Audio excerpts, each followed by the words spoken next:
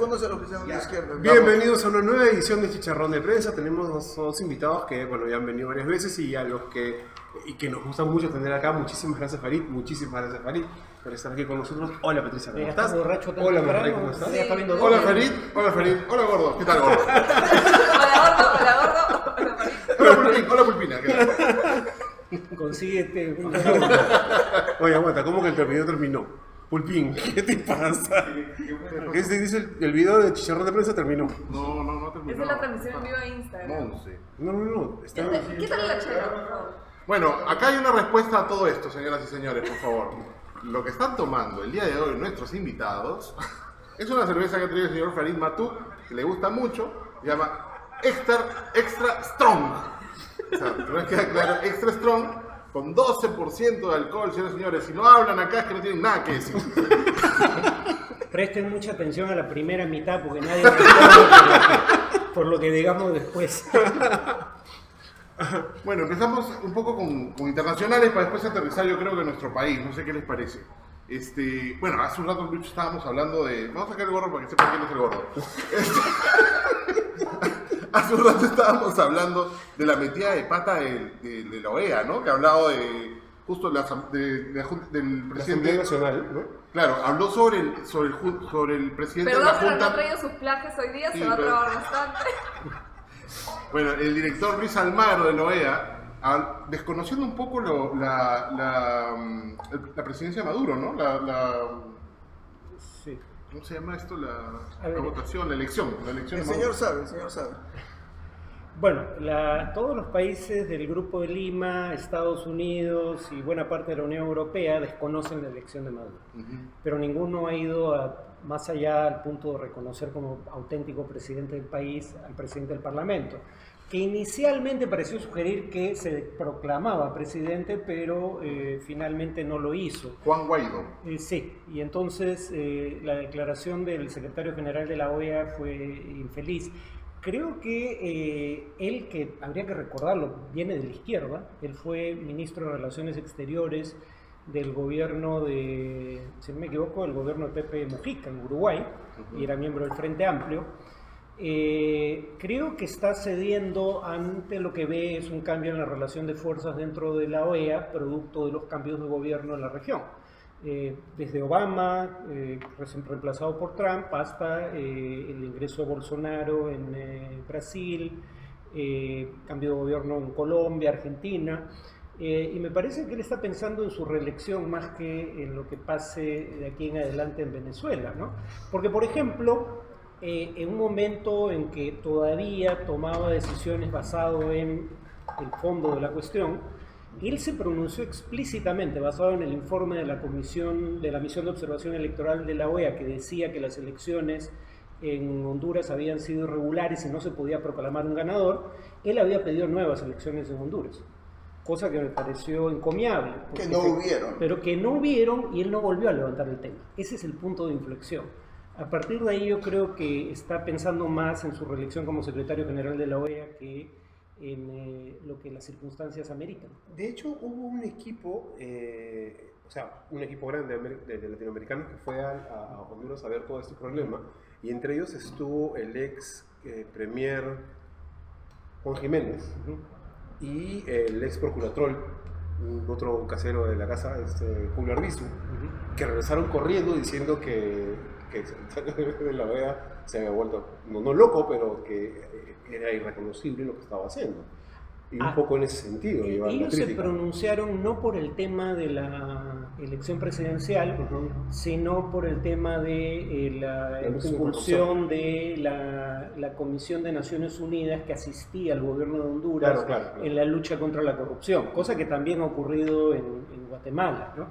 Pero habría que recordar, por si la gente cree que esto es un problema de caviares, que quien encabeza la misión de la Organización de Estados Americanos para las elecciones de Honduras es el Tuto Quiroga, que fue candidato, fue primero, si mal no recuerdo, vicepresidente de Banzer, presidente de derecha y ex dictador militar, y es un político conservador. Él es el que encabeza la misión que dice que las elecciones en Honduras fueron tan irregulares desde el mero hecho de que el presidente candidatear está impedido por la Constitución, que no se podía proclamar un ganador y el que da el paso siguiente es el secretario general pidiendo nuevas elecciones. Honduras no solo no realiza nuevas elecciones, sino que sigue siendo parte del Grupo de Lima y firmando declaraciones por la falta que se pronuncian sobre la falta de democracia en Venezuela. Es Sí, increíble. pero ahí el que puso todas las fichas fue Estados Unidos, en el caso de Honduras. El Pues que en el impidió- caso de Estados Unidos, bajaba el dedo, cerraba el trato. O sea, toda la fantasía que hay alrededor, que si democrático, la comisión, la misión y todo eso, al final, quien corta el jamón es Estados Unidos. Y el caso de Honduras fue clarísimo. Pero en parte porque Estados Unidos cumple ese rol, es que Estados Unidos no es parte del Grupo de Lima. Y un dato interesante es cómo en la última reunión del Grupo de Lima, no siendo miembro de Estados Unidos, Mike Pompeo, el secretario de Estado, o sea, ministro de Relaciones Exteriores, participa por videoconferencia. Y corta el jamón. Por videoconferencia. Es la tecnología. Bueno, entonces, en estas situaciones donde un país, por ejemplo, esto se lo vea, en un país como Brasil, por ejemplo, que está que acepta como presidente al presidente de la Junta y ya no al presidente no constitucional, digamos, de facto, ¿cómo queda esa relación con ese país?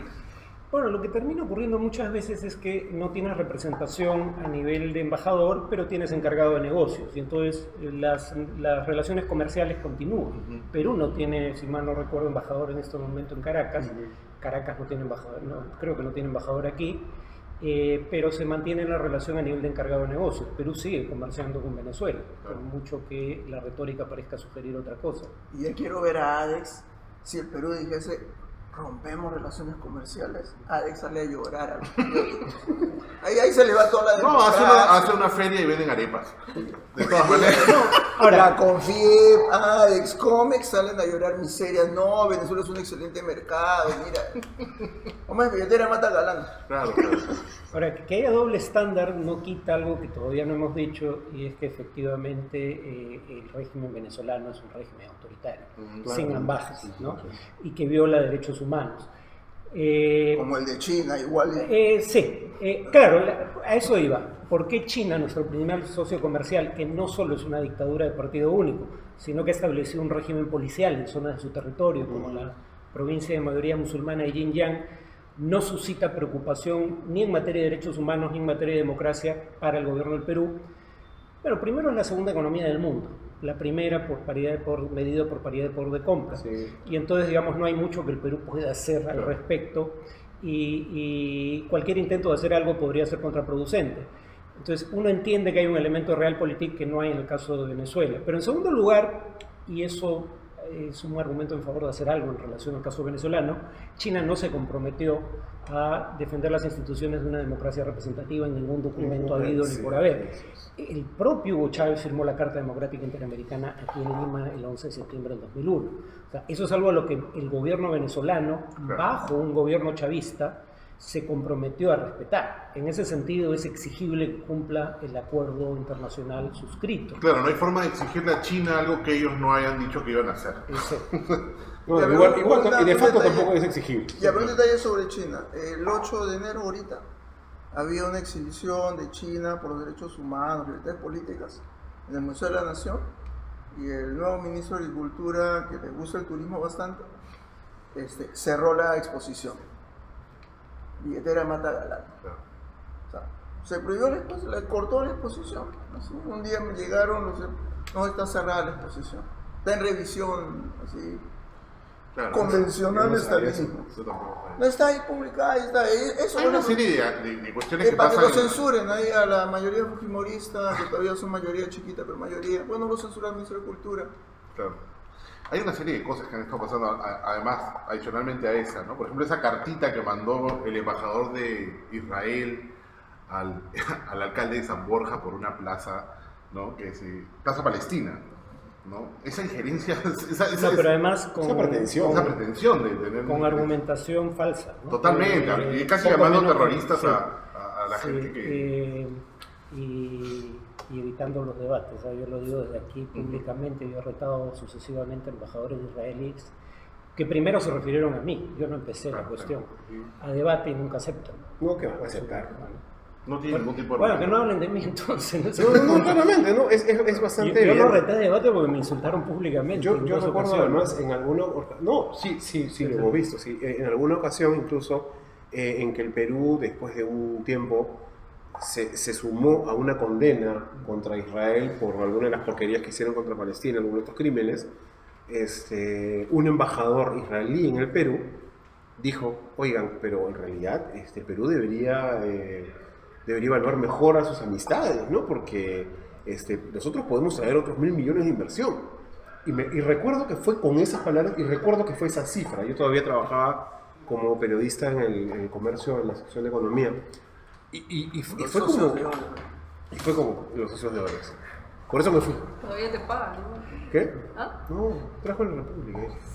No, Odebrecht, todavía. Ah, no, sí, eso sí. Pero Pero por marchar, marchar, esas pero por cosas. marchar, ya no por escribir. Está bien. Sí. Ahora la Por marchar. ve que baje de peso, pues ya.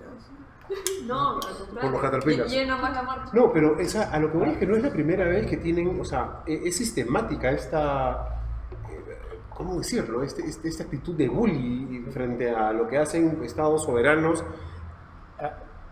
Dicho sea de Pero paso, sin miedo al ridículo, además, ¿no? O sea, para vincularlo al tema peruano, no dijeron que Soros era el que financiaba las marchas. Bueno, Soros, para decirlo en síntesis, es culpable de todo. Claro. Es la encarnación del mal. Oye, Bueno, Soros, paga, los paga. ataques contra Soros son tan similares a los ataques contra el capitalista judío global bueno, creo que el término no es global, transnacional, internacional, el término es internacional, que aparece en un documento apócrifo del antisemitismo llamado Tal Protocolo cual. de los Sabios de Sion. de los O sea, sabios de Sion. es el tipo de... Es la personificación de ese tratado. Sí, Así. sí. Y entonces es antisemita, pero el gobierno israelí nunca defiende a Soros siendo judío. Porque a él lo que le preocupa no es que uno sea o no antisemita, lo que le preocupa es que sea o no crítico de su gobierno. Y como Soros es crítico del gobierno israelí, el gobierno israelí no defiende a Soros, pese a que en el caso, por ejemplo, de un ataque contra Soros y un ataque abiertamente antisemita del gobierno húngaro, en primera instancia la embajada israelí en Budapest critica el pronunciamiento, pero luego ese pronunciamiento es revertido por el gobierno israelí, que prefiere tener buenas relaciones con un gobierno crecientemente autoritario como el húngaro, que defiende al gobierno húngaro del periodo de la Segunda Guerra Mundial, que era un gobierno colaboracionista con el fascismo, con los nazis, pero prefiere tener de aliado a ese gobierno, que tiene expresiones antisemitas, que defender a judíos de carne y hueso, porque supuestamente lo que le preocupa es el antisemitismo, pero en el caso de Soros no le importa mucho. Bueno, hay gran diferencia entre el antisemitismo y el antisionismo, digamos, Sí, ¿no? claro. Digamos, Soros es la prueba. es la prueba palpable, ¿no? Y hay una cosa que, a ver, entendiendo esto un poco mejor, lo que estamos viendo es que hay o sea, el doble estándar es más o menos el estandarte. Yo mido con una vara esto y con una vara eso dependiendo de no mis convicciones, sino mis conveniencias de corto plazo. La pregunta es, ¿eso cómo termina afectando, podría terminar afectando al Perú?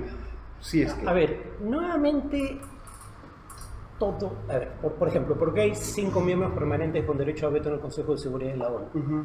Porque la ONU también es un matrimonio por conveniencia entre la Realpolitik y el derecho internacional. Ujú. Si la ONU pretendiera, como hacía la Liga de las Naciones, aplicar el derecho internacional sin mayores cortapisas, sería ignorada sistemáticamente por las grandes potencias. Por ende, se le da a las grandes potencias un estatus especial. O sea, el doble estándar es la norma, no la excepción. Claro. Algún grado de consistencia debería haber, por eso mencionaba el caso de China. Yo puedo entender por qué el Estado peruano no hace pronunciamientos estentorios sobre las violaciones a los derechos humanos en China. No hay nada que podamos hacer al respecto. Que son en términos sistemáticas, prácticos. consuetudinarias. Exacto. Ok. Exacto.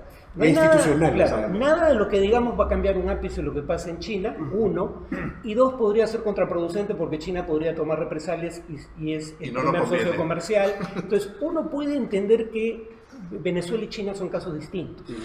Entonces, pese a que el doble estándar es la norma, no doble estándar, pese a que los gobiernos en general Esa diferenciación. tratan de hacer un balance entre la Realpolitik y el derecho internacional, al menos tenga una buena explicación porque hace excepciones en unos casos y no en otros.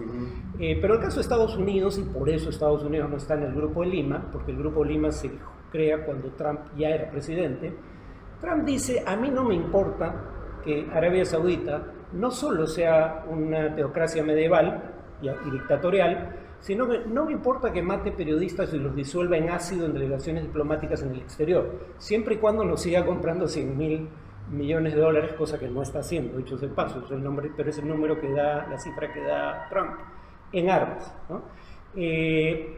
Nuevamente uno diría, esa no fue una consideración en los casos de Obama y otros gobiernos.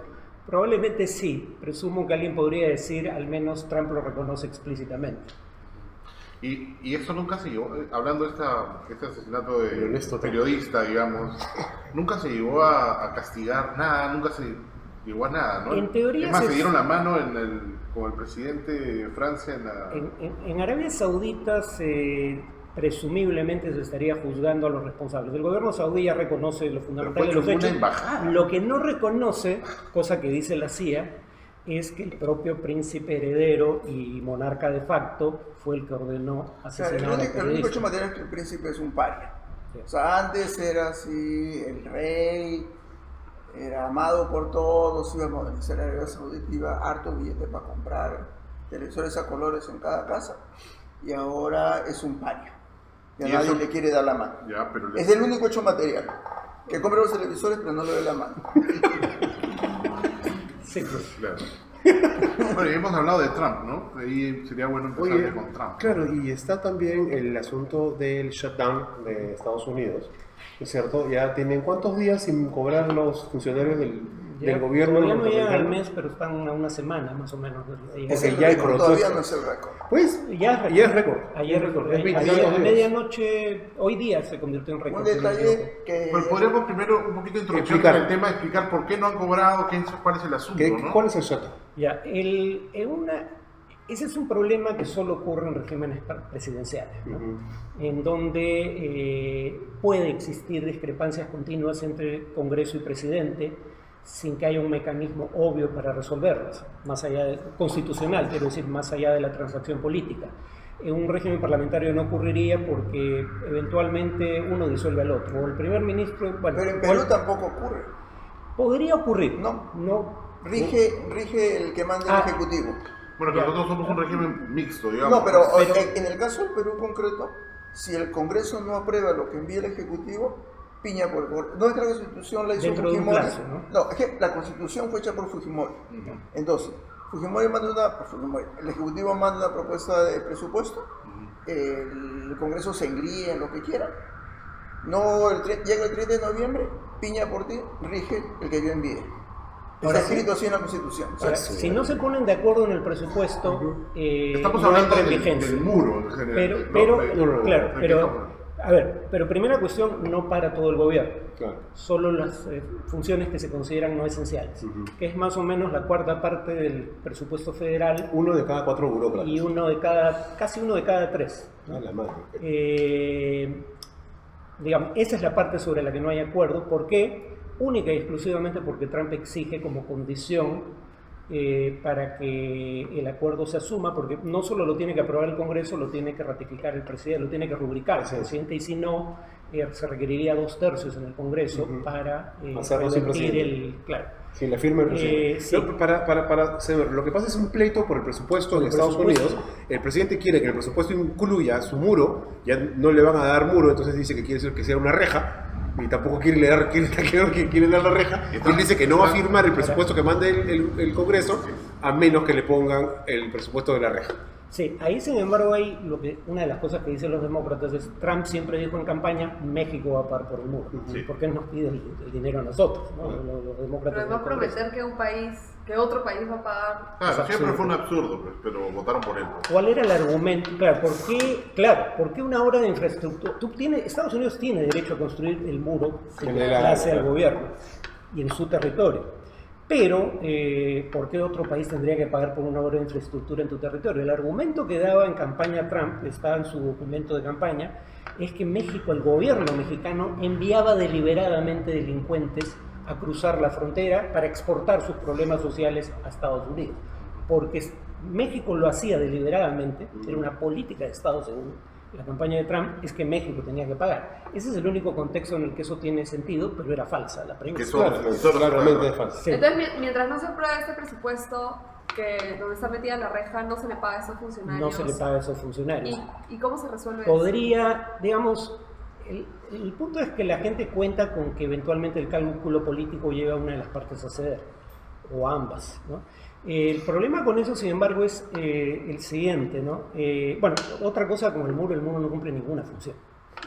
O sea... Es decorativo al final. Sí, porque él dice detener el flujo de drogas. El propio gobierno americano dice que la gran mayoría de las drogas entran por puertos legales, por puntos de entrada, entry points le llaman legales.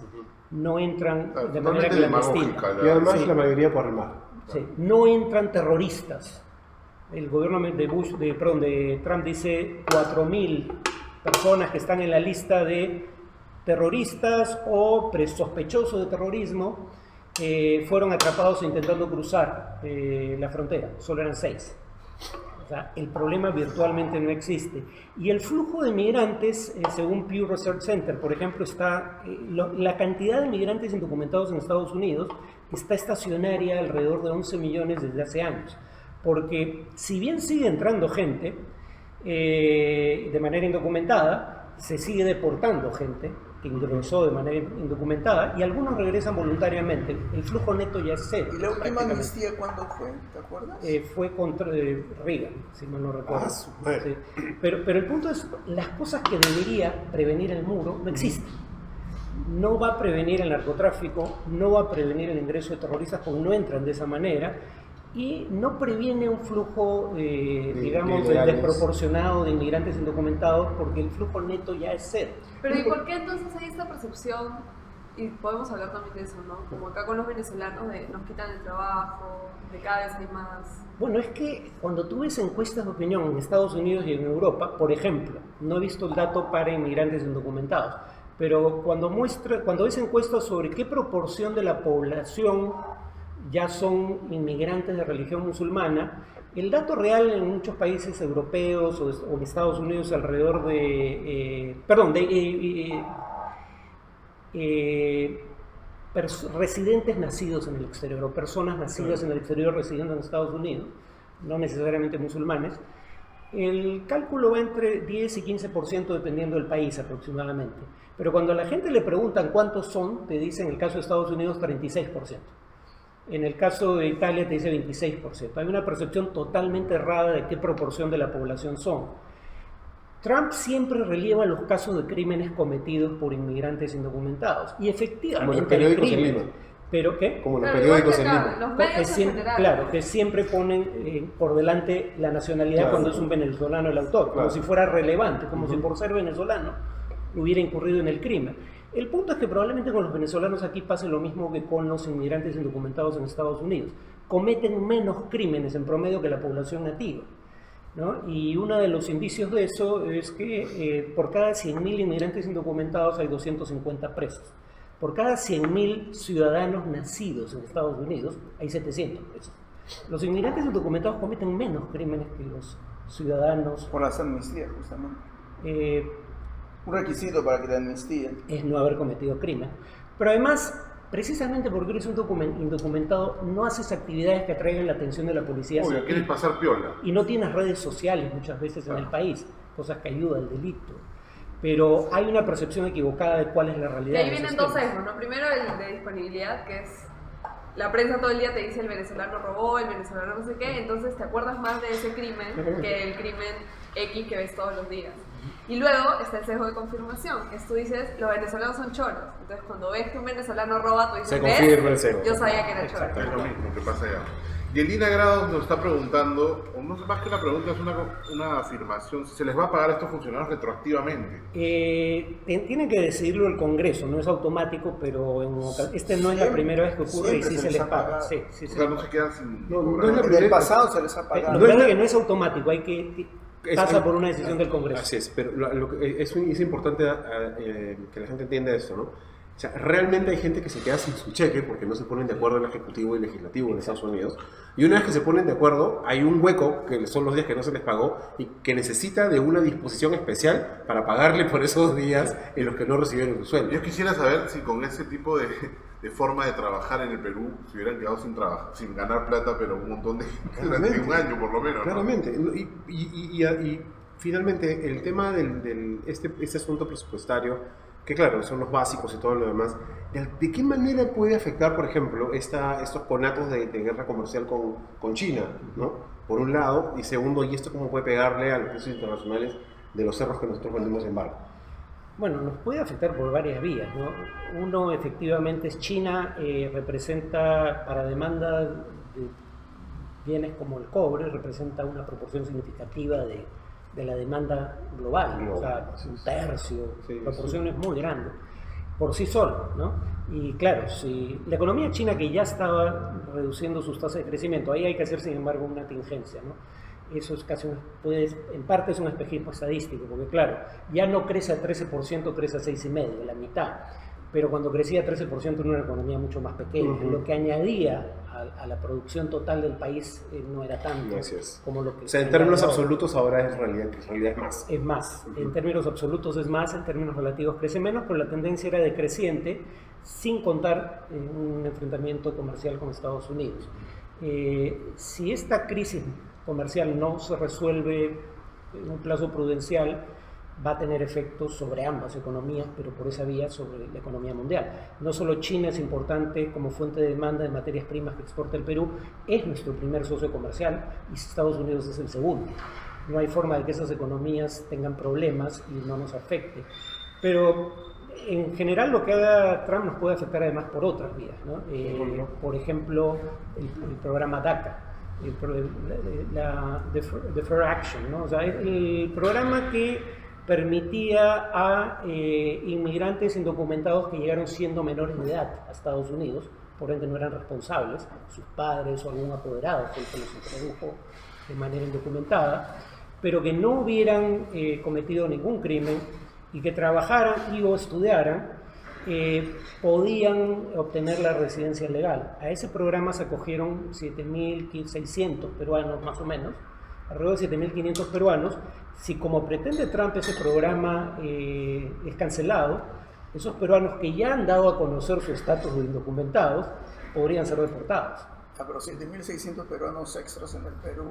No, claro, no es mucho, pero lo que veo es que es algo que pasa inadvertido, ¿no? Hay muchas vías por las cuales lo que hace Trump nos puede afectar. Por ejemplo, Trump aplica sanciones a Irán. Irán lleva a una corte internacional a Estados Unidos porque esas sanciones violan un tratado entre ambos países. Lo que Estados Unidos dice, bueno, en ese caso me retiro del tratado. Entonces, y en general vemos que a Trump los tratados internacionales no le parecen más que meras sugerencias aparentemente, ¿no?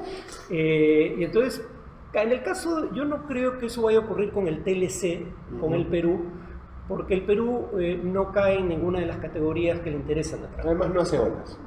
Es muy pequeño, no es un país hostil, no tiene industria pesada que exporte a Estados Unidos, no es un competidor en temas tecnológicos, pero nada quita que bajo presión de productores locales, como los esparragueros, el gobierno americano empiece a escarbar en si se cumplen o no las adendas que se incorporaron al tratado, laborales y ambientales. No porque le interese el estatus laboral de los trabajadores en el Perú, tema del que hablará mi tocayo, o porque le interese el estado de la preservación del medio ambiente, el gobierno que se retiró del Tratado de París, sino sencillamente para defender los intereses de productores norteamericanos que por esa vía quieren imponer restricciones a la importación de bienes peruanos. Okay. Para cerrar la parte más internacional del asunto, ¿qué va a pasar en Venezuela ahorita? Y vamos a romper relaciones, van a romper relaciones todo el grupo de Lima, no vamos a romper relaciones todo el grupo de Lima, nos vamos a quedar haciendo negocio con ellos, Maduro se va a quedar sentado donde está. ¿Qué es esperable que va a pasar? O sea, Vizcarra ya se pronunció sobre la elección de Maduro. Lo ha desconocido. Lo ha desconocido. Sí, igual que todo el acuerdo. Todo el acuerdo. Pero el presidente de la Asamblea Nacional de Venezuela ha llamado incluso a las Fuerzas Armadas a que se plieguen a esta posición de no reconocer esta asunción al mando, ¿no es cierto? Entonces, ¿qué es lo que inmediatamente se espera que pase ahorita en A Venezuela? ver, muchos dicen, o al menos he oído más de una vez decir, estamos llegando a un punto de inflexión porque la situación es insostenible. Eso no es cierto. Es humanitariamente insostenible y ya pasamos el punto de inflexión, por eso hay un éxodo masivo de venezolanos. Pero que un régimen político se pueda mantener en circunstancias económicas tan calamitosas como esta tiene precedentes. Por ejemplo, la segunda mayor hiperinflación en la historia de la humanidad, según una tabla que confeccionan empezaron dos académicos, si no me equivoco, Hanke Cruz, la segunda mayor hiperinflación en la historia mundial, o por lo menos del siglo XVIII en adelante, fue la de Zimbabue, que duró año y medio. Y pese a eso, Mugabe gobernó el país cerca de 40 años, ¿no? Al final lo destituyen o lo obligan a renunciar, no por los desaguisados que hizo con la economía o por los abusos de poder, sino porque en lugar de respetar las jerarquías y ceder el cargo o poner como sucesor a uno de aquellos que lucharon por la independencia de Zimbabue junto con él, porque Mugabe ahora es hasta hace poco era un dictador y un sátrapa, pero antes de eso era héroe nacional porque había luchado para independizar a Zimbabue del yugo blanco. El problema que sacó a Zimbabue del gobierno no fue lo que hizo con la economía, no fueron sus abusos de poder, sus violaciones de derechos humanos, fue que quiso poner a su esposa como sucesora, desconociendo las jerarquías dentro del Movimiento de Liberación Nacional y por ende desconociendo las prerrogativas que los militares creían que eran propias. 40 años, bro. Entonces, claro, mientras los militares se banquen un gobierno, este gobierno puede perdurar. Y los militares tienen al menos dos tipos de razones para no rebelarse contra Maduro. El alto mando porque se beneficia de las circunstancias actuales. Por ejemplo, se le ha dado el control de la distribución de alimentos. Los alimentos se importan a dólar oficial, pero parte de esos alimentos son vendidos a precio de mercado negro, muchas veces por encima del precio oficial, por los propios militares.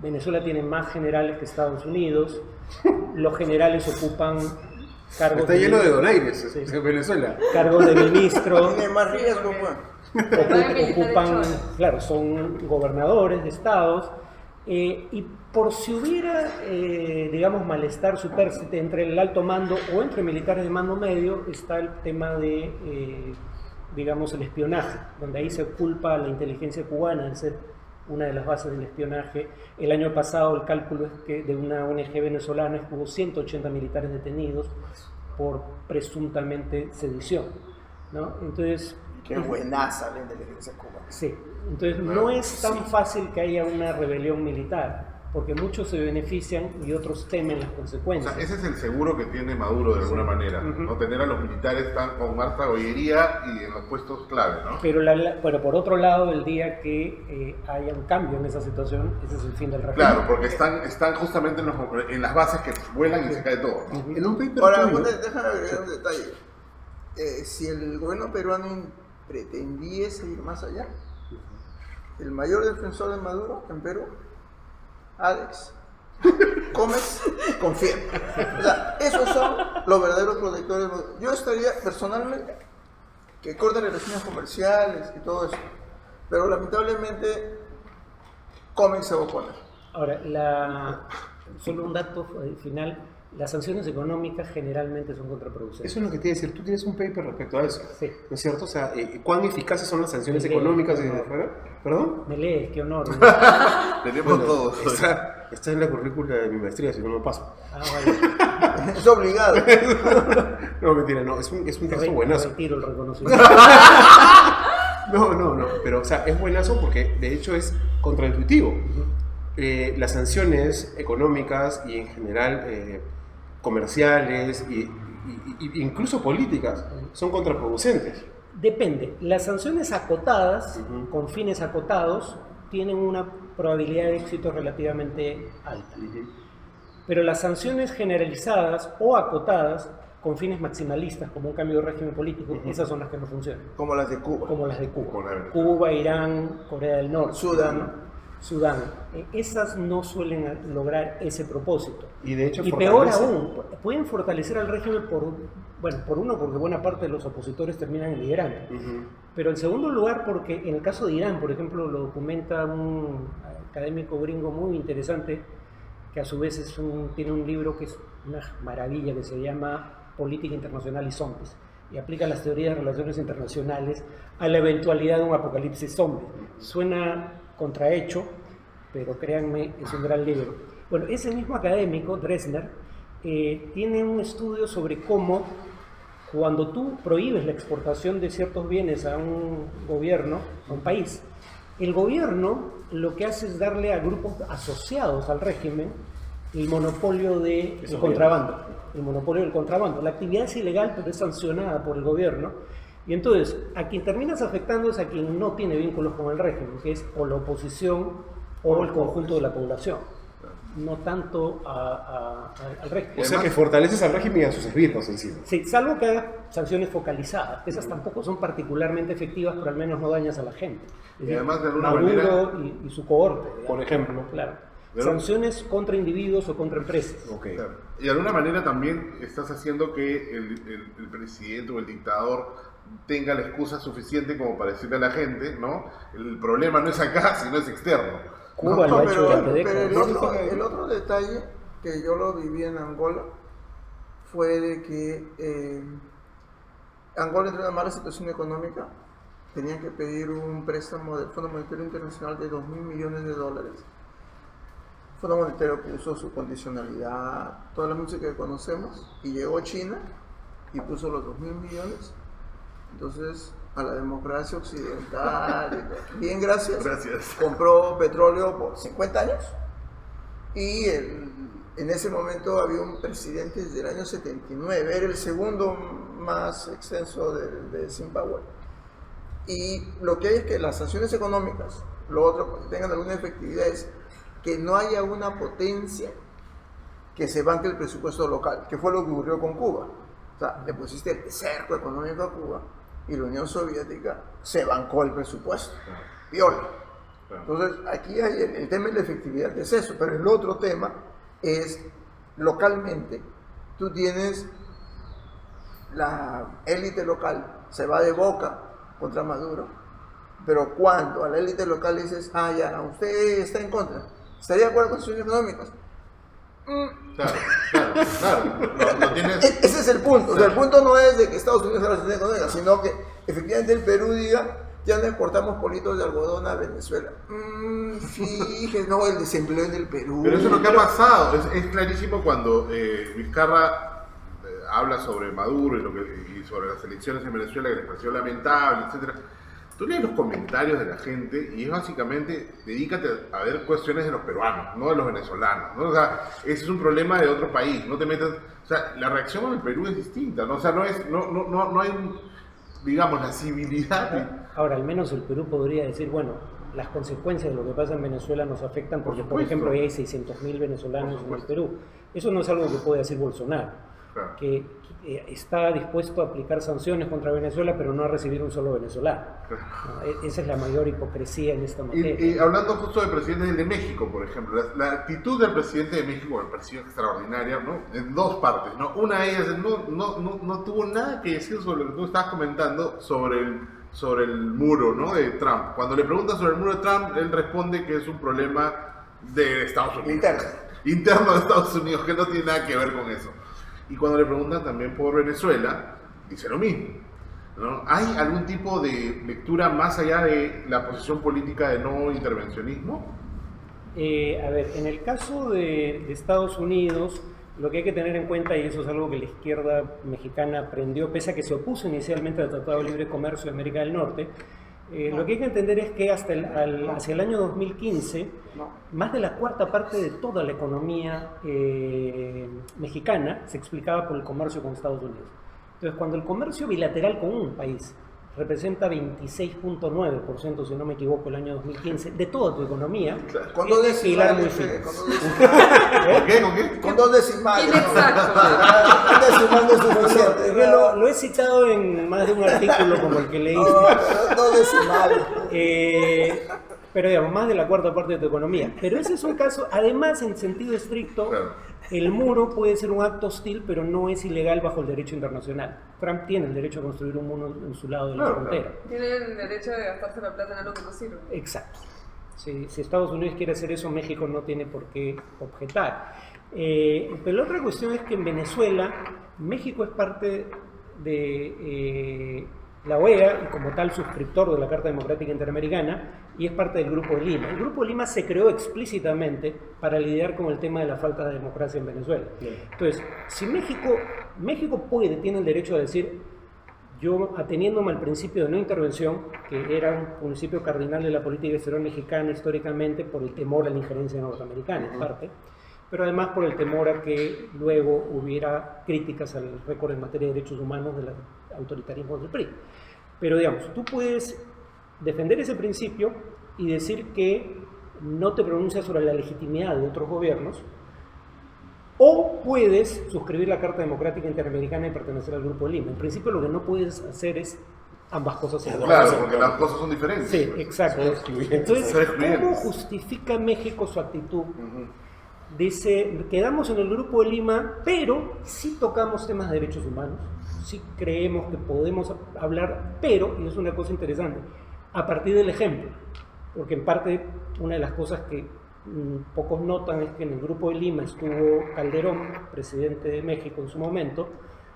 Bajo la presidencia de Calderón hubo decenas de miles de muertos, El Felipe muchos de ellos, Felipe Calderón, muchos de ellos por ejecuciones extrajudiciales de fuerzas del orden, y hubo alrededor de 20.000 desaparecidos. ¿Con qué autoridad moral ese gobierno suscribía acuerdos criticando la violación a los derechos humanos en Venezuela? Pues este gobierno dice, nosotros vamos a respetar los derechos humanos en casa primero, pero esa materia sí la vamos a hacer extensiva porque somos suscriptores de tratados internacionales. Pero no queremos hacerlo de manera, bueno, es como ellos lo justifican, si les creemos o no, no lo queremos hacer de manera, digamos, coercitiva, sino a través de mediación. Si eventualmente hay que negociar con el gobierno venezolano, el Grupo de Lima se ha autoexcluido porque no lo reconoce. El único interlocutor que podría tener el Grupo de Lima en una eventual negociación es México. Eso. Oye, bueno, tenemos que pasar ya a lo local porque si no nos alcanza el tiempo, pero una cosa que nos acaba de pasar acá, Gabriel Ortiz de Ceballos, es una nota del Independent que dice, sí. Ivanka Trump está siendo considerada para ser la nueva Jefa líder. del Banco Mundial. Así es. ¿El Banco Mundial va a distribuir sus carteras? No sé, acá Farid Dice no. dice no, ni lo voy a leer, no. Acá el único dime, que dime. habla de cuestiones así extrañas es Farid Matú. Nadie más. No, Ya. no. Ahora le toca a él y yo puedo empezar a tomar. No, ya se tomó todo, ya no puede hablar. Tiene viabilidad cero. O sea, toma apuestas con quien quiera. Oye, ha sido una semana súper brava en ¿Vas a hablar conmigo? Sí, estamos hablando de... No, si mi tocayo dijo todo lo importante. No, pero ha sido una semana súper brava en el Congreso. No donde sé estás si tú ya se le ahora. puede decir súper brava alguna semana en el Congreso. No, Más o es menos que- que todas son... No, yo creo que a mí Una se supera a la otra. es un punto de inflexión interesante ver, ¿no?, a Jorge del Castillo tuiteando, esta es la primera derrota del gobierno, ¿no? O a Tubino, ¿no?, después de esta gran victoria, ¿no? Es como, y de pronto Chávez no puede salir del país. Claro, o sea, y ¿Cuál victoria, cuál derrota, no? y ¿Qué tienen que estás hablando? retirar la, ¿cómo se llama esta acusación constitucional? Ah, no, que retire la censura contra Censura, perdón. Salaverry, porque en realidad nunca quisimos hacer, era un estate quieto. Y menos mal están ganando, ¿no? O sea, Tú que estás adentro en el Congreso ahora, y después te vamos a fastidiar por ese comunicado del Frente Amplio, que parece que lo hubiera firmado Tubino. Tú. No, Tubino, Carlos Tubino, el que me mandó al infierno hace como un año y medio. Y ahora se va contigo. No, Ah, no, con, pues. con Keiko, él lo manda solo. No, ya, allá nos va a esperar a los dos.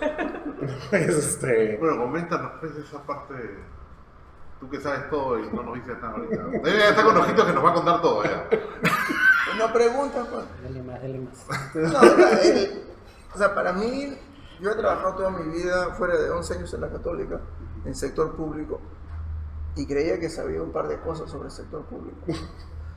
Pero ha sido una experiencia de unos 20, 25 años en ejecutivo. El legislativo es otro planeta. O sea, para empezar, primer diagnóstico, un congresista confía en 2 o 3 personas. El concepto de bancada es una ficción sociológica. No hay. Entonces, el nivel que tienes de... O sea, si en el Ejecutivo yo lo he vivido, de que te apuñalen por la espalda, en el Legislativo es el hipercombo. Es como cuando ves esos los videojuegos que es el triple combo, así, más o menos así. Mientras tú... Todos son potenciales Césares. Mira, es que A la vuelta de cualquier esquina del Parlamento lo agarran entre 5 y lo apuñalan. Sí, pero el problema es después los roles se intercambian. O sea, es más o menos como que asignes aleatoriamente a las víctimas en cada ciclo. Lo que ella acaba de decir, o sea, cada semana hay una nueva reasignación de víctimas.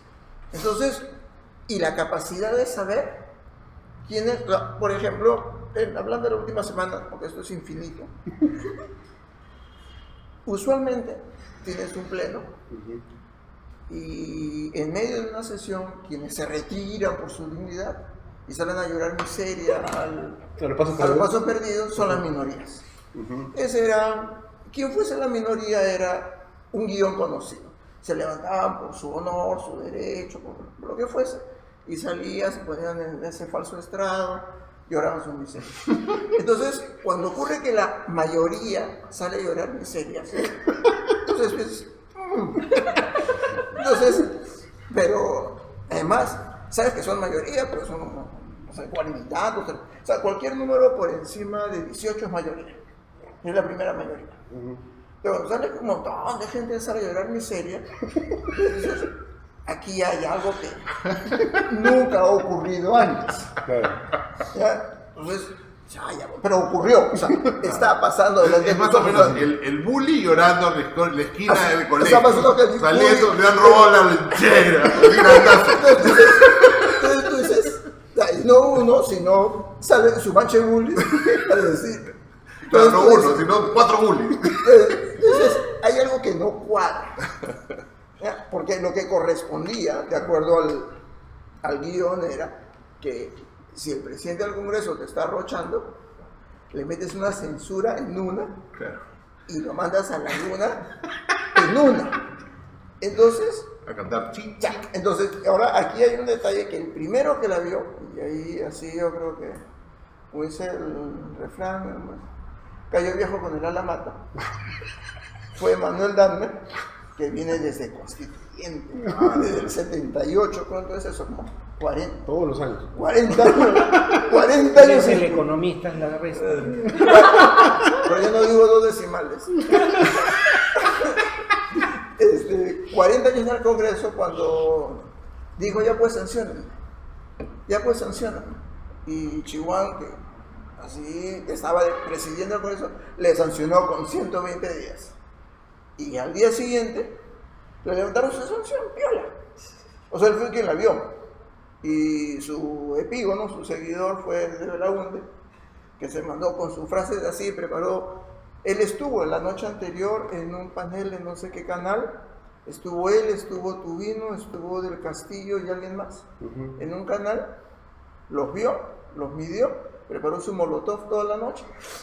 Llegó al día siguiente y le dijo su pacto de impunidad. Todo el mundo se incendió la pradera y él se puso firme, porque vio lo que le pasó a Dahmer. Choqui bueno. Así que no pero no lo sancionaron, o sea, él se dio cuenta que tiras una molotov y no te pasa nada. Pues el primero que lo hizo y que es más experimentado es Dahmer. Él se tiró molotov de verdad, pero Alberto Belaunde no tira molotov. En Pero realidad los humoristas gritaron como si les hubieran lanzado claro, una molotov pero cuando era una piedrita. Un globo de agua. Ya, pero el efecto... Me imagino a Alberto Belaunde con su maletín, ¿cómo es su llena de globos de agua? Entonces, pero lo que ocurrió... Ya sabes quién es tu amigo, Alberto. Ya sabes quién es tu Pero amigo. en el mundo de los hechos, salieron a llorar Él miseria. no. O sea, lo que salieron a llorar miseria fue la mayoría fujimorista a me tirar un globo de agua. El bully salió a decir, o sea, mientras el primero que lo hizo fue Danda, pero donde lo repitió, los fujimoristas se quedaron en el aire y después, me imagino que algunos, ¿cómo se llaman estos manejadores de crisis? Alguno que estudió alguna ciencia social, alguien que estudió alguna ciencia social, ya les dijo, la moción de censura lo liquida, Salaverry. Lo votaron. Entonces metieron su moción de censura, todo, y Salaverry, que no es manco, lo pechó en una, no la ve. Ya, pues, vamos al pleno, a ver, a que me sancionen. Movió sus fichas y todo el mundo se lanzaba con sus números, que si serán 10, hay una cifra memorable de Luz Salgado, se ha puesto y se vayan 30, 20, 10, y se han ido 5 contaditos. Y lo que ha hecho Salaverry en este mundo así, de que todas las semanas tienes así, se asignan los roles, y lo que nadie sabe es cuántos topos te ha dejado adentro. Claro. Entonces, el drama que tiene Fuerza Popular es o hace una micro reunión, menos que los que estamos acá con los leales. Los que quedan en la botica.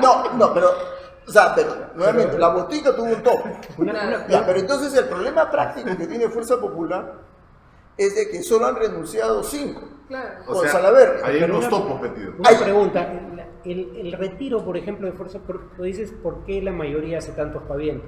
De repente este retiro del Congreso, del Pleno, quería un poco medir las aguas, de ver cuántos nos siguen, cuántos se quedan. Ya, pero nuevamente, si tienen los y topos, parecían ya, muy pocos, ¿no? pero los topos Se van a parar. se van. Y la que se pueden te ser colaboradores y la que eficaces. se te quedó fue tu delegada. Era Maya.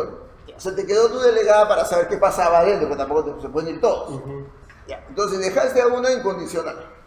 ¿Cómo es Luis Miguel, no? La incondicional, Ya, sí. entonces dejaste Tú una debes saber. Tú escuchas música moderna, ¿no? Entonces dejaste un incondicional adentro, salieron todos, pero resulta que los topos salen contigo. Sí, claro. Entonces, Salaverry, contados con los dedos de la mano, salen 5. Suficiente para armar una bancada. Suficiente. Y lo que nadie sabe, ¿Es cuántos quedan? entonces, el problema práctico para Fuerza Popular Es es, que no sabe cuántos votos tiene, de verdad. no, peor aún, haces tu reunión de bancada. Entonces, haces tu reunión de bancada con todos, o comienzas a excluir porque sospechas de los topos. Y si te equivocaste y dejaste uno adentro, el mejor ejemplo es Reategui, que él había sido fujimorista del 97, pasó la larga marcha por el desierto y al final se volvió topo. Entonces, Pero porque lo traicionaron. ya, ¿no? pero disculpe, pero tú, en tu núcleo duro, tú no sabes. De acuerdo. Entonces, el otro tema que se presenta es que ahora tú no sabes si Keiko, cuando el núcleo duro dice Keiko es una opinión más, hay que ser imbécil para decir Keiko es una opinión más. Hay que ser un imbécil para creerles en realidad. No, es que hay una gente que sí lo cree. ¿De verdad? Claro, porque Keiko se quebró en la cárcel. ¿Ya? O sea, más o menos Man, esa Artemio y narrativa. Abimael. Man, esa Ya, narrativa. Artemio y Abimael. Entonces tú tienes que Artemio dice que Abimael se quebró en la cárcel. Entonces tú tienes unos sueldos ahí que dicen, bueno, lo sentimos, no lo pensamos jamás, pero se quebró en la cárcel y nosotros seguimos por nuestra lucha. Entonces, el problema que tienes es que además Fuerza Popular tiene una organización de Tuvimos cúpula. al camarada Artemio. O sea, tienes el camarada Artemio, tienes la Sagrada Familia, tienes Pierre Figari, Ana Gel, Keiko Fujimori, el Silva Checa, tienes la Sagrada Familia adentro y tienes los Artemio afuera, la Sagrada Familia, Keiko manda sus tweets. Para mí el tweet más importante es el tercero, el fuego no se combate con fuego. Misma Sagrada Familia. No se combate con gasolina, ¿no? Una cosa así, ¿no? Ya, pero lo que ella escribió es el fuego no se combate con fuego. Claro. Entonces, misma Sagrada Familia, en la foto esa emblemática que hubo con Montesinos, y lo que tienes tú ahora y a mí me cabe al día de hoy la duda es que, y cuando en la carta de renuncia de Salaverry, él cita a Keiko. Sí, claro. Ya, entonces, yo no tendría ninguna duda en pensar en que mañana sale un tweet de Keiko diciendo Salaverry es mi carta. Entonces, dejas a los demás en el aire. Dejas así, lo dejas como Artemio. Incluyendo los de Palacio.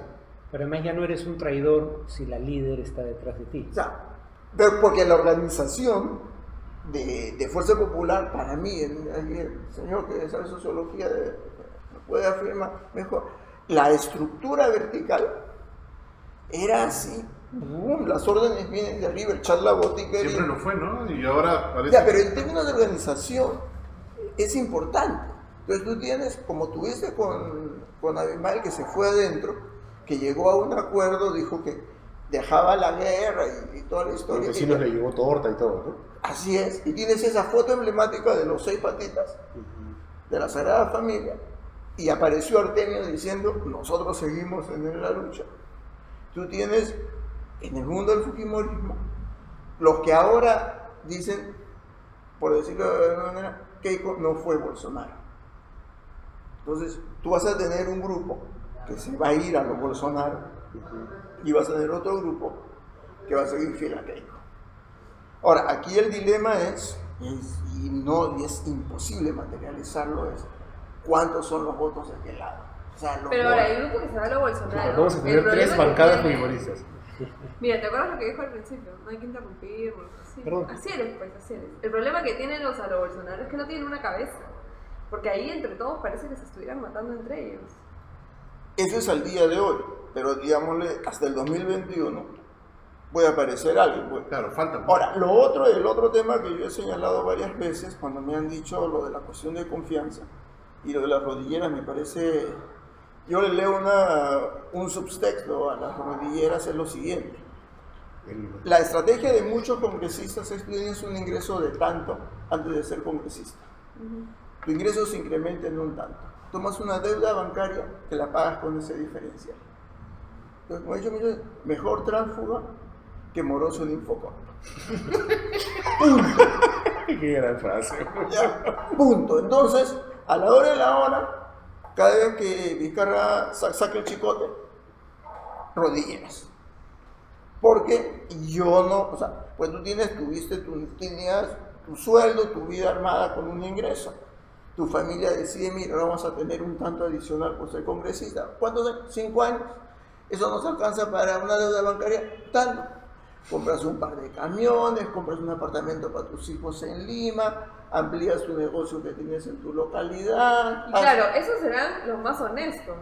Porque están los que tienen su negocio al costado. Pero nuevamente, pero nuevamente, si dejas de ser congresista, no, por eso. Ya, pero nuevamente, entonces, sí.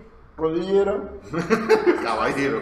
Entonces, a la hora que Vizcarra saque el chicote, pero ni los arqueros usan rodilleras, porque los congresistas sí. Porque los congresistas no quieren estar en Infocor como morosos. Una pregunta, cuando todas las que se escinden, ¿no? De alguna manera el partido, llamémoslo partido, al partido. Organización. A la organización. Hay una serie de personajes que han empezado a moverse en esta ebullición. Uno de ellos es Philip Butters, por ahí aparece. Incluso Laura salió diciendo, ¿no? Yo no era nada con Keiko, ahora yo voy a apoyar a quien esos son los Artemio. Claro, pero ¿cuál tú crees que es el que se perfila más para poder liderar a este grupo descabezado? Imposible. Cualquiera, podría ser. Mira, te lo pongo en efectos prácticos. Tú busca, ¿cuántos años faltan? 2 años al 2021. Sí, pues. Usa tu Google, busca candidato presidencial al Perú 2016 y lo acotas al 2014. La comparación con Bolsonaro es totalmente equivocada, en mi opinión, por 2 razones. Primero, no fue la ideología lo que llevó a Bolsonaro al poder. Como tampoco fue la ideología lo que llevó a López Obrador al poder. En México, antes de López Obrador, hubo 4 gobiernos sucesivos de derecha elegidos por voto popular. En Brasil, antes de Bolsonaro, hubo 4 gobiernos sucesivos de izquierda elegidos por voto popular. No es que la gente ha mutado dramáticamente de un extremo al otro del espectro. A un desconocido. Claro, lo que tiene que ver es esos 4 gobiernos de derecha o de izquierda, según el caso, fueron desastrosos en más de un sentido. Bueno, desastrosos no. Sí, Sobre todo en el caso del PT, el PT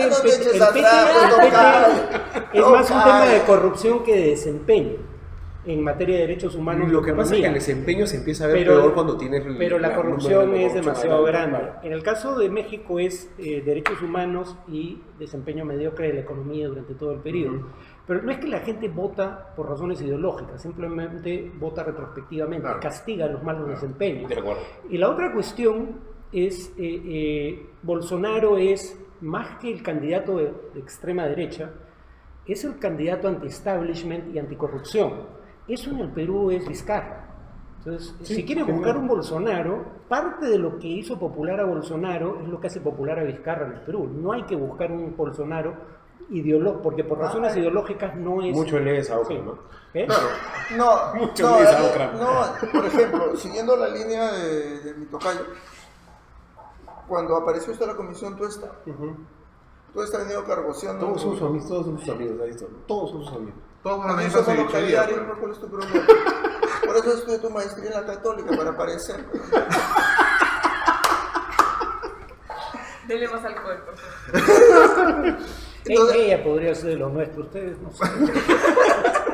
No digamos porque en serio no digamos. Bueno, sí.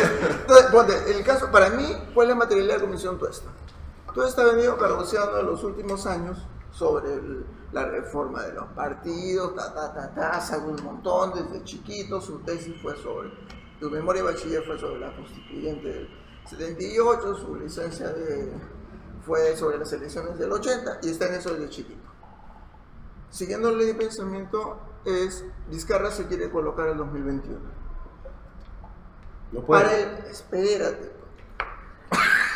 Para eso Sí, tomas. sí, es cierto. Sin alcohol también es igual. Se quiere colocar al 2021 para ser electo el 2026. Ya, güey. Ya.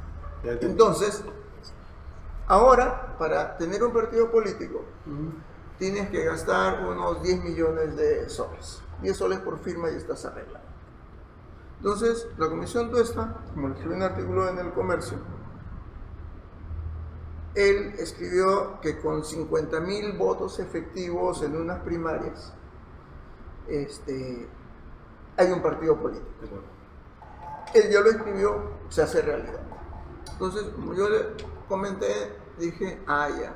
Entonces, si tú consigues un patito y le das 50 soles antes de votar y 50 soles después de votar, te cuesta hacer un partido la mitad, 5 millones. Claro. Entonces, si llega a haber una ley en donde tú haces elecciones primarias, es todo lo que sabe Tuesta, lo que se construye Vizcarra es un atajo en donde el que puede ir de candidato a presidente el 2021 es Villanueva, pierde, hace su bancada como la tuvo Humala en el 2006, va proponiendo cosas, se las rechaza, pero va proponiendo cosas.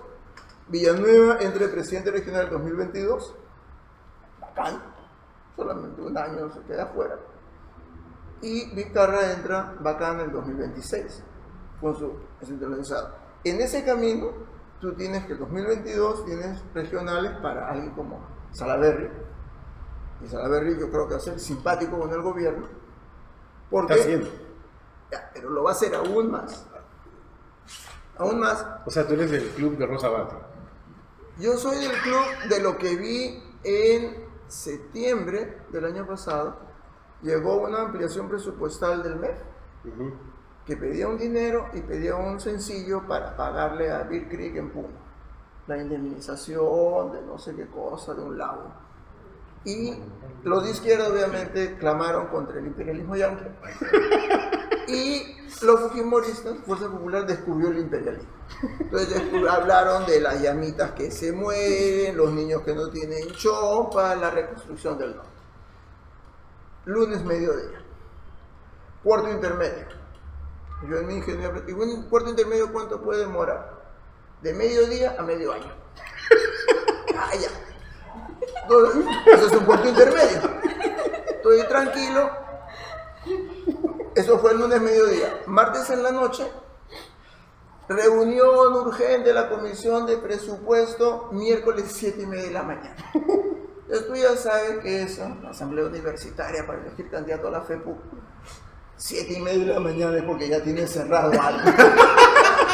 Entonces te vas temprano, llegas a las 7:30 de la mañana, todos los congresistas puntuales, entonces te leen ampliación presupuestal 2020, se ha incluido el anexo 3030, cuyos puntos están en lo que tienen sus iPads. Se pasa el voto. Entonces, toda la bancada de Fuerza Popular, que eran los antiimperialistas, el lunes al mediodía, miércoles en la mañana, aprobado.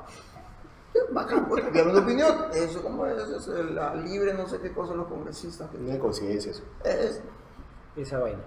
Esa. Entonces, cuando tú examinas la ampliación presupuestal del lunes que envió el MEF con su gran ciencia y miras la ampliación presupuestal, hay 120 millones de soles adicionales. Entonces, ¿qué es? El Ejecutivo, desde Toledo, te planifica, que es lo que te dice el presidente el 28 de julio, vamos a hacer 500 puentes, 500 postas, 500 colegios, 500 comercios, 500 todo. Entonces, cuando viene y te quedas corto de votos, dices, ¿qué necesita el congresista? Puente, posta, colegio. Entonces, pumpa, y estás tus 120 millones. Y así vas, elección de elección, en las angustias del Ejecutivo. Entonces, lo que tú tienes es que el congresista materializa su éxito cuando he traído el puente, traje la posta, ahora hay el segundo piso del colegio, ampliamos tal otra cosa. Porque cuando tú examinas el presupuesto nacional, el presupuesto inicial de apertura, no tiene nada que ver con el definitivo en la ejecución del presupuesto subnacional. En el caso concreto que tuve que ver es, el Frente Amplio ha ganado 2 consejos provinciales. Me dicen, anda, mira cómo se puede hacer. Entonces miro el presupuesto y me topo que con uno de ellos el presupuesto pasa de 100 a 300. Y con el otro de 100 a 400. Es imposible planificar nada si el presupuesto de apertura que me dan es 100 y en el camino me lo triplican o en el camino me lo cuadruplican. O sea, ninguna persona pudiera decir... No puedes armar un presupuesto, pues así, no se Ya, puede. pero ¿qué cosa ocurre? El presupuesto inicial de apertura al gobierno subnacional, o sea, estas 2 provinciales, es planilla, luz, agua, desagüe e internet. Nada más. Entonces, conforme viene la bola, el Ejecutivo te dice, ya toma una posta para ti, toma un puente. O viene la toma de carretera, en vez de diálogo, todo. Entonces tú tienes de que el presupuesto se traslada del Ministerio de Línea, Educación, Salud, Transporte, Interior, a la autoridad local que lo ejecuta, como viene la bola. O tienes que lograr una aprobación de un presupuesto en el Pleno del Congreso o en una comisión del Congreso, o te toma la carretera y le pones 2 puentes y una comisaría. Y cerraste el problema. Otra emblemática es 30 de noviembre se aprueba el presupuesto de la República, esto de lo de Donald Trump. Se aprueba, triunfo, no hay prórrogas de las exoneraciones tributarias. Ya nomás los desgraciados de los empresarios no hay que pagar sus impuestos completos.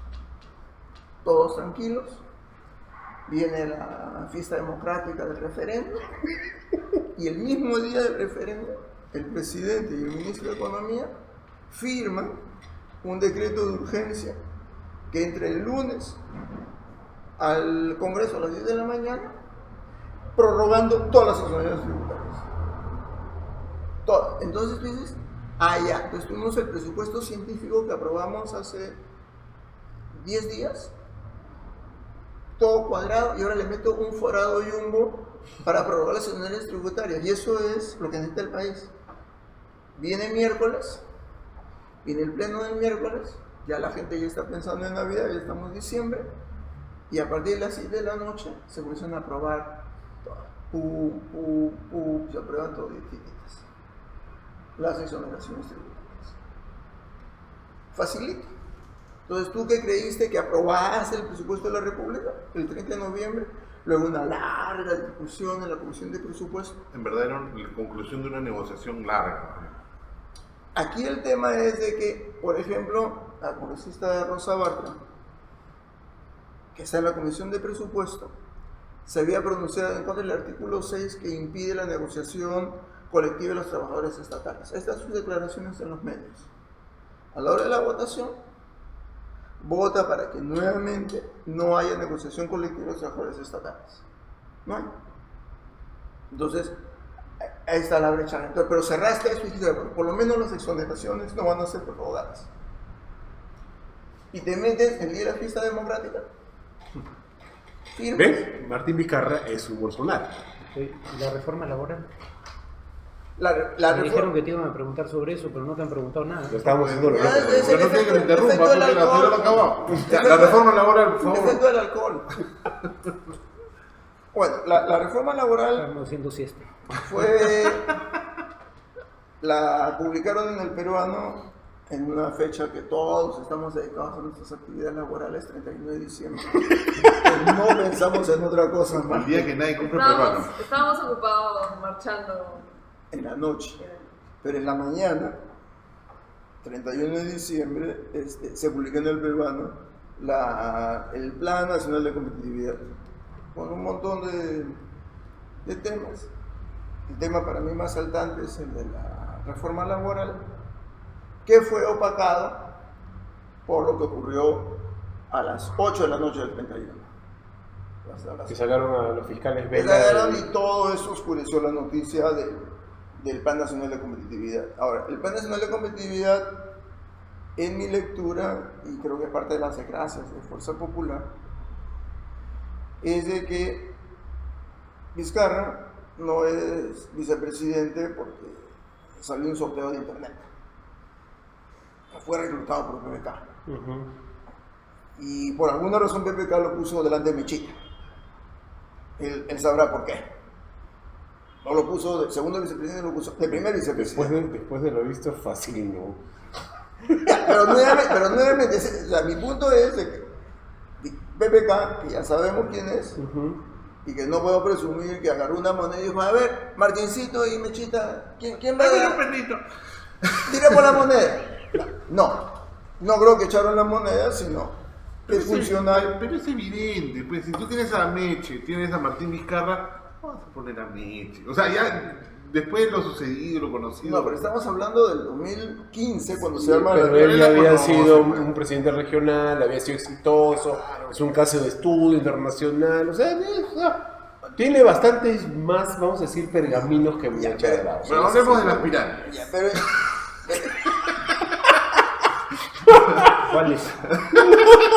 ¿En qué momento me perdí? Te acabas de despertar, Farid. ¿Cómo llegamos a Egipto? No le interrumpas su siesta, hermano. Bueno, Pero estás en ya. tu clase magistral. ¿Tú crees? O sea, tú realmente, o sea, lo que estás Ya, llegando es... a lo que no. PPK cogió a Martín Vizcarra por una razón, y esa razón es que es otro liberal igual que él. Obvio. Cerrado. ¿Por qué va a ser? Ya, Ya. entonces, ¿cuál es la secuencia? Viene se arma todo el desbarajuste en el Congreso y viene el dilema para con FIEP, COMEX, ADE y familia. ¿Qué hacemos? El problema práctico es la mayoría de Fuerza Popular no metió ninguna ley en términos prácticos pro empresarios en el Congreso. O sea, en el mundo de los hechos no tuvieron ninguna iniciativa pro empresarial, ¿Qué era lo que esperaban los empresarios? razonablemente. Si no tuvieron esas iniciativas de Milagro Salazar, líder sindical, salud, metió la CTS de acá, hacen forados fiscales. Entonces, Fuerza Popular se comenzó a ganar la reputación que hace forados fiscales. Y eso es mala educación. Populismo. Mala educación, cosas que no se hacen en la mesa. Entonces, tú tienes que viene Vizcarra con mejor educación y el 31 de diciembre les ofrece el paraíso terrenal en este decreto supremo que sale publicado en el peruano. ¿Tanto así? O sea, si materializa todo eso, discúlpame, es el paraíso terrenal. Es el Para la paraíso. Confiep, Ya, para según tú. Para la COFIE, para el SNI. el COMEX, ¿sabes? Para toda la gente. ADEX, COMEX, la COFIE. Para San Isidro, en corto. El SNI es la Sociedad Nacional de Industrias, que está separada además de los otros por varias razones. Bueno, la sociedad de minería también está y todo lo de la sociedad de pesquería, la sociedad de hidrocarburos y la sociedad de FPs y la sociedad de películas palotes. Entonces, lo que tú tienes es que ahora viene Vizcarra. Le dicen, miren, este es el paraíso terrenal y para lograr el paraíso terrenal hay que cambiar la correlación de fuerzas en el Congreso, porque aquí se respetan las leyes. Entonces, si como todo se hace por leyes, tenemos que tener nuevas leyes. Entonces, lo que hay en el pasado reciente es una evolución de que la esperanza en la mayoría fujimorista se desvanece porque no han tenido buena educación y se construye una nueva mayoría en torno a bancadas oficialistas, de una u otra manera, que están a favor de la agenda del Ejecutivo. Entonces, cuando tú miras, ayer o antes de ayer salió en el comercio 14 láminas después de esto de Vizcarra, el viernes salieron 14 láminas, las frases de la semana. Las frases de la semana habían los que todavía vivían en el presente y veían los que veían el bien del Perú, el crecimiento económico y todo eso. Entonces, tú tienes que ahora la agenda oficial es el Plan Nacional de Competitividad, que implica una destrucción de un conjunto de conquistas laborales que han habido del 2000 al presente, de una u otra manera. O sea, lo que tú estás diciendo sutilmente es que Vizcarra no es sutil. prochavista. ¿Por qué habría de ser? Porque lo han estado acusando de ser chavista, madurista, castrista, todo Y esto. dictador. O sea, se lo ha dicho todos los que trabajan bueno, contigo del Congreso, se lo han dicho. Puede Lo de- seguir siendo dictador, pero ahora fue Lo de dictador no es problema, dictador no es drama. Ah, no. Eso, dictador no es drama. Normal. Discúlpame, la Constitución del 93 nació una dictadura. Ya, entonces, si la Constitución del 93, que es la panacea universal, nació una dictadura, que te llegue un fulano y que sea dictador patulado. Bueno, señoras y señores, el doctor Anthony Choi les agradece y estas teorías de conspiración. No, No, una última yo pregunta. solamente quiero saber la carta que escribió el congresista Rogelio Tucto, tú la has escrito. Ahora me queda clarísimo. No. Igualito. Como 3 de esas. No, Tucto sobrio, pero él tal vez. Por lejos. Qué barbaridad, de verdad. No, lo que tú tienes en general en toda la estructura congresal es de que la volatilidad es mayúscula. Es mayúscula. O sea, si alguien tuviese el esfuerzo alguien de la universidad tuviese el esfuerzo de juntar todas las votaciones y ver cómo se hacen las votaciones, y ahora que todo se graba en video en el Congreso, tú ves la interacción que hay en el momento de las votaciones, el nivel de volatilidad es inimaginable. Y por lo tanto, impredecible también. Mira, yo supongo que conozco un par de cosas en estadística, pero como ayer conocía a los caviares de la Católica, Idea Sabache, la deben recordar, le comentaba ayer justamente que el problema de la predictibilidad es nula. Por ejemplo, nunca antes un presidente del Congreso tenía una moción de censura por la bancada que promovió su puesto. Nunca antes visto. Nunca antes visto que una mayoría congresal saliese a llorar a pasos perdidos, nunca antes visto. ¿Ya?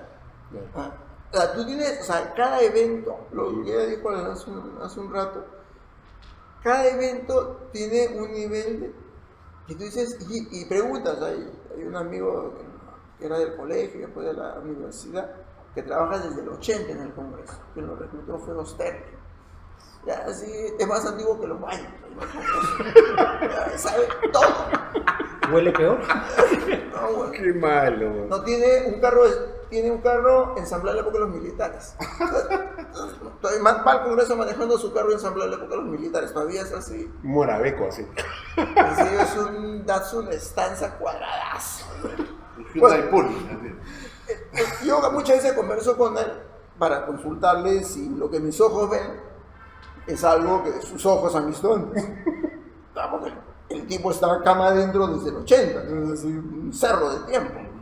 No, eso nunca se ha visto antes. Entonces ya siento un consuelo, porque digo, si el hombre que está... Tu desconcierto es como que justificado, está Pero mira, ¿qué respaldado. día estamos? ¿12? En 12 días, mira, salió José Domingo Pérez, volvió. Salió Chávarri, ahora está con impedimento de salida. Renunció Salaverry y de otros 4 a Fuerza Popular. Presentaron una moción de censura, la retiraron. No, y no está contando Alan que se escondió y volvió a salir. No, pero estoy hablando de los últimos De 12 ese pedacito, días, claro. el inicio del año. Claro. En 12 días han pasado más cosas que... No sé si es la cerveza o el fragor de los acontecimientos, pero es bien difícil de seguir. No, el nivel de... O sea, tú llegas a... O sea, por ejemplo, otro detalle del Congreso que es así bien bacán es... Hay el pleno, usualmente los jueves, 24 horas antes te envían la agenda. Entonces, tú le estudias, le haces el análisis. Entonces llegas al pleno, jueves en la mañana, y te aparece acta de portavoces virtual. Entonces, el acta de portavoces virtual es de que se juntaba con la mayoría anterior de Fuerza Popular, el APRA, y te metían un punto de la agenda que nadie sabía que iba a venir. Nadie se preparó para Pero eso. eso contaba Alberto, Claro. Alberto de la UNDE, cuando vino acá, Y que nos además contaba que que, le era ponían imposible... 15, ¿no? Claro, que le ponían una lista de temas que era imposible prepararse porque Es una lotería. no sabes de qué van a hablar. Claro, entonces, digamos, la estrategia que él siguió de la Molotov, bacán, porque nadie sabe que va a venir una Molotov. Claro. Entonces, digamos, él lo que ha aprendido es cuál es la regla del juego. O sea, él ya no estudia su balotario, sino viene con su fofa. Entonces, Bueno, pero acá sí tenemos una agenda y nos hemos excedido, pero Con Roche. con Roche de la Ya, agenda. una última pregunta. Ya aparece el canal de YouTube de Farid Matú. De verdad, es una última pregunta. Pero eso sí es importante. ¿Dónde todo crees lo tú- demás no fue importante. No. Escúchalo bien. No, porque he preguntado estupidez y media también antes. Y todo lo demás. También.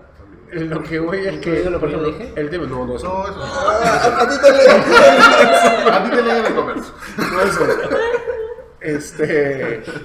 El capítulo el laboral particular, ¿dónde está la precarización, crees tú, la amenaza principal para los trabajadores? O sea, la amenaza real para los El trabajadores en lo bombardeo que de se ha las prohibido. leyes, A ver, lo que tú tienes es que el mercado laboral en el Perú tiene dos características emblemáticas cuando miras el índice de competitividad mundial que hacen los empresarios en Davos.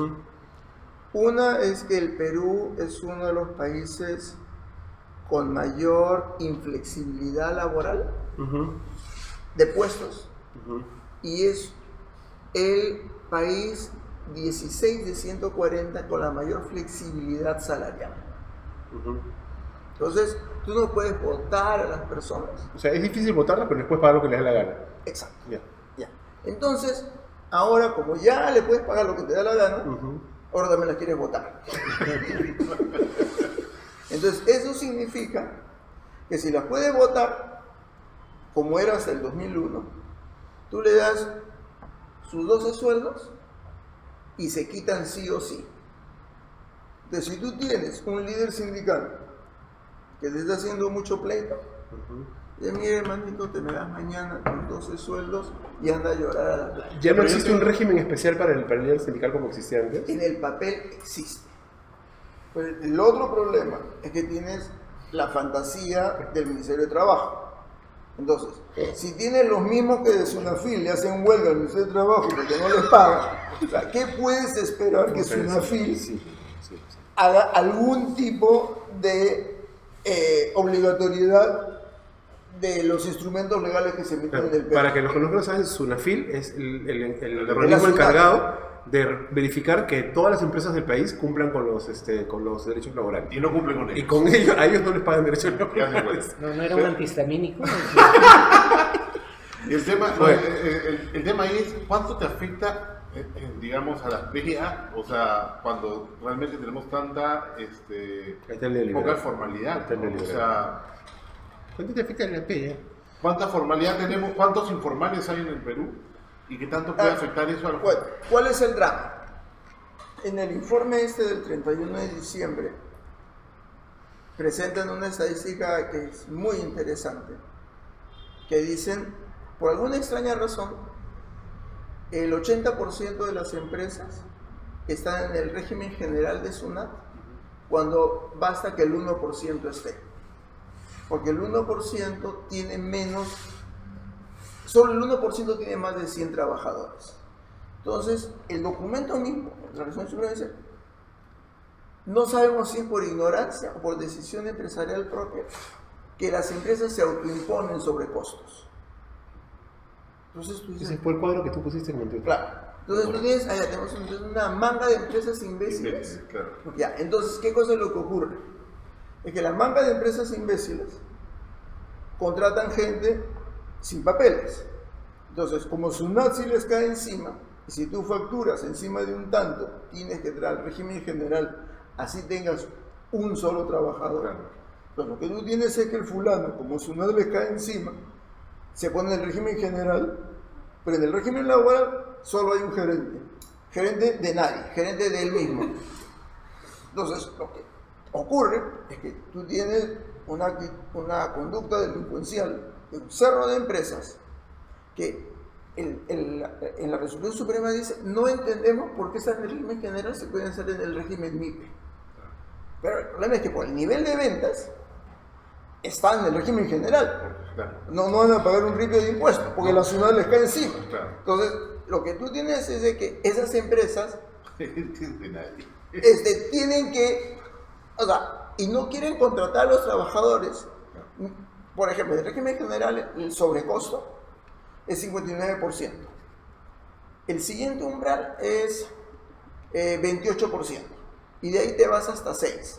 Entonces tú tienes un conjunto de empresas que dices, estas empresas imbéciles quieren estar en un régimen tributario que les impone sobrecostos, pudiendo lícitamente evitarlos.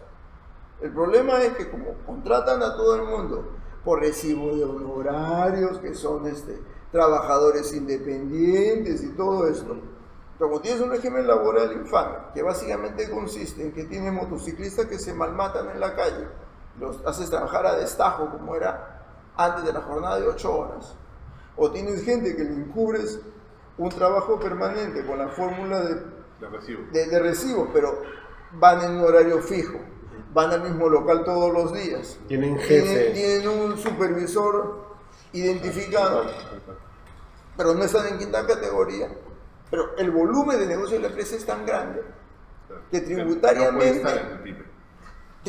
no puede estar en PYME, pero laboralmente pudiera estar en PYME. Entonces lo que quieren San Isidro es de que ahora le tires abajo todos estos beneficios sociales y todo te salga más barato. Entonces ese es todo el drama del... Bueno, cortemos. Y todo lo que ha dicho Farid Matuk, por favor, Pulpín, tú no te acuerdas, ¿ya? Listo. Oye, No, muchísimas ya, gracias. Lo que dije yo, sí. Una propaganda final. El martes 15, 100 años de aniversario, jornada de 8 horas en el Perú. Huelgas a la mala, sindicatos clandestinos, para que vean que no hay otro camino que ese. Farid Matuk les da las gracias por haber estado en su programa. Hasta una nueva oportunidad. Muchas gracias. Muchas gracias, nos vemos. Chao. Compartan. Chao. Oye, Sí, bravo. Así se